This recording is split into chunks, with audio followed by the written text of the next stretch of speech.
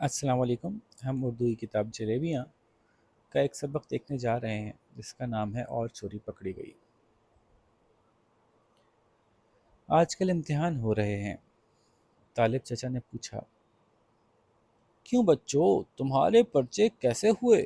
سیما بولی، بس ہو ہی گئے، 2 سوال چھوٹ گئے۔ ریاض نے کہا، طالب چچا اس سے پوچھئے 2 سوال کیسے چھوٹ گئے؟ دراصل قمیص کی جیب سے کارتوس نکالنے کا موقع نہیں ملا۔ ہیں، یہ کارتوس کیا ہوتا ہے؟ طالب چچا نے حیرت سے سوال کیا۔ کیا تم لوگ امتحان کے کمرے میں رائفل اور کارتوس بھی ساتھ لے جاتے ہو؟ میں نے کہا، ننھے ننھے پرزے ہوتے ہیں جن پہ بچے سوالوں کے جواب لکھ کر ساتھ لے جاتے ہیں۔ یہ تو بہت بری بات ہے، طالب چچا بولے۔ نقل کر کے امتحان پاس کرنا تو ہے ایسی کامیابی پر۔ اچھا جی، کیا بات ہوئی؟ امتحان چل رہے تھے، بچوں کے پرچے ہو رہے تھے، 2 سوال چھوٹ گئے سیما کے، اور بات ہوئی کہ وہ جیب میں کارتوس یعنی چھوٹے چھوٹے پرچے گول گول کر کے، اور کارتوس چونکہ عام طور پہ گولیوں کو کہتے ہیں، رائفل کے ساتھ لگنے والی، تو اس لیے وہ سمجھے چچا کہ کارتوس کیا مطلب رائفل بھی امتحان میں کمرہ امتحان میں لے جا رہے ہو اور اس سے کارتوس بھی ساتھ لے جا رہے ہو، تو ایکسٹرا جو گولیاں ہوتی ہیں ان کو کارتوس کہتے ہیں۔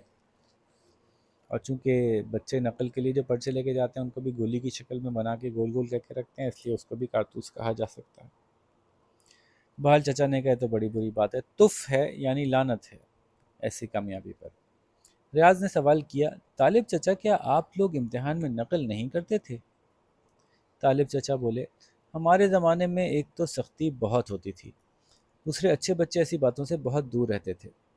8ویں کلاس میں ہم نے نقل کرنے کا انجام دیکھ لیا تھا جب بدرل کی ٹوپی سے تاریخ کا خلاصہ پکڑا گیا اور ہمارے کلاس ٹیچر بیگ صاحب نے بدرل کو کان سے پکڑ کے پورے ہال میں 2 چکر لگوائے تھے۔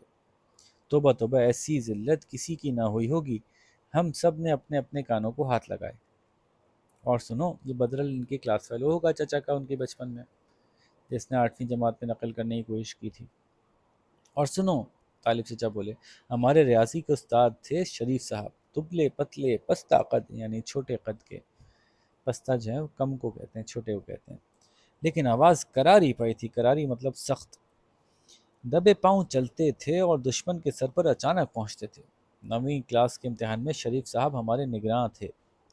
پرچے تقسیم کرنے کے بعد انہوں نے اپنے تھیلے میں سے روز کا اخبار نکالا اور اونچی کرسی پر آرام سے پاؤں پھیلا کر بیٹھتے ہوئے بولے، میرے اچھے دوستو، اپنا اپنا کام کرو، ادھر ادھر دیکھنے، خسر پھسر کرنے اور نقل کرنے کی کوشش ہرگز نہ کرنا، ورنہ اس کی سخت سزا ہے۔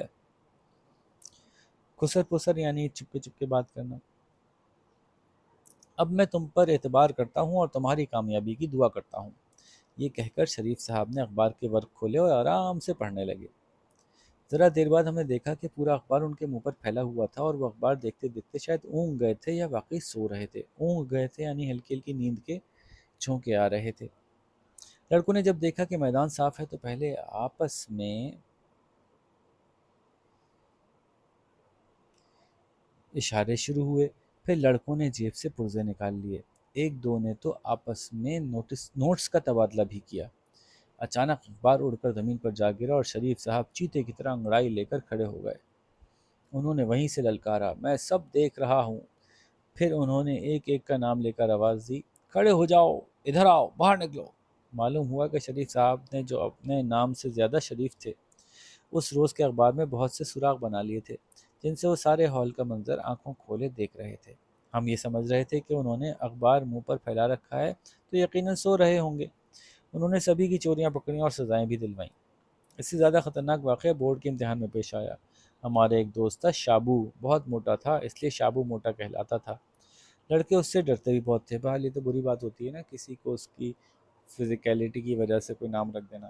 خیر، لڑکے اس سے ڈرتے ہی بہت تھے۔ مجھ سے کہنے لگا، میری تمہاری سیٹیں ساتھ ساتھ ہیں، اس لیے میری مدد ضرور کرنا۔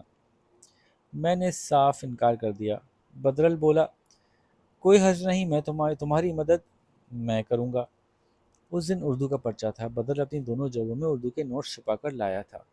اس نے شابو کو اشارے سے بتایا کہ فکر نہ کرنا، میری دونوں جیبیں بھری ہوئی ہیں، اس اشارے بازی کے بعد جو واقعہ پیش آیا وہ ہمارے اسکول کی تاریخ میں آج تک ریکارڈ کے طور پر محفوظ ہے۔ بدرل نے سر اٹھا کر پہلے تو پانی کی فرمائش کی، پھر ایک انگلی کا اشارہ کیا کہ مجھے غسل خانے جانا ہے، اور چہرے پر ایسی بے بسی طاری کر لی کہ معاملہ بہت ضروری ہے۔ نگراں نے کہا جاؤ۔